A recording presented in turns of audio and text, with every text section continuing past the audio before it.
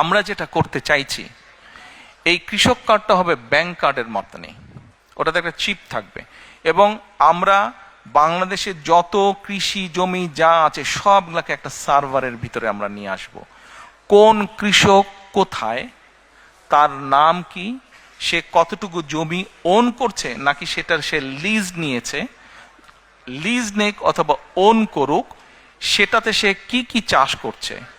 কোনো জায়গায় বছরে 2টো ক্রপ হয়, কোনো জায়গায় বছরে 3টে ক্রপ হয়, কোনো জায়গায় 1টা ক্রপ হয়।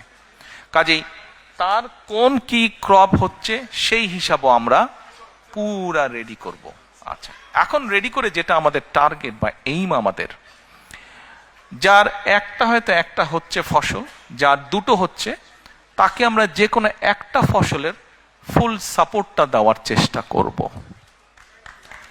তাকে আমরা তার যেটা রিকোয়ার্ড সিড, ফার্টিলাইজার, পেস্টিসাইড, এই পুরা সাপোর্টটা তাকে আমরা দেব 5 to 7 years টাইম। এবং আমাদের রিসার্চ আমাদেরকে বলছে যে 5 to 7 years ধরে যদি আমরা এই সাপোর্টটা মোটামুটিভাবে কন্টিনিউ করতে পারি, তাহলে কৃষকদের যে অর্থনৈতিক মেরুদণ্ড, ইকোনমিক স্ট্রেংথ, এটা স্ট্রং হবে। আজকের যে ক্ষুদ্র কৃষক, হয়তো সে মাঝারি কৃষক হবে, যে প্রান্তিক কৃষক সে ক্ষুদ্র কৃষক হবে। যদি নাও হয়, অন্তত তার অবস্থার পরিবর্তন হবে, তার প্রোডাকশন বাড়বে। আমরা এই যে প্রায় পত্রপত্রিকায় নিউজ পড়ি যে এই দ্রব্যের দাম বেড়ে গেছে, নিত্য প্রয়োজনীয় ওই দ্রব্যের দাম বেড়ে গেছে। দেখুন, বাংলাদেশের জনসংখ্যা প্রায় 20 কোটি প্লাস মাইনাস মিনিমাম।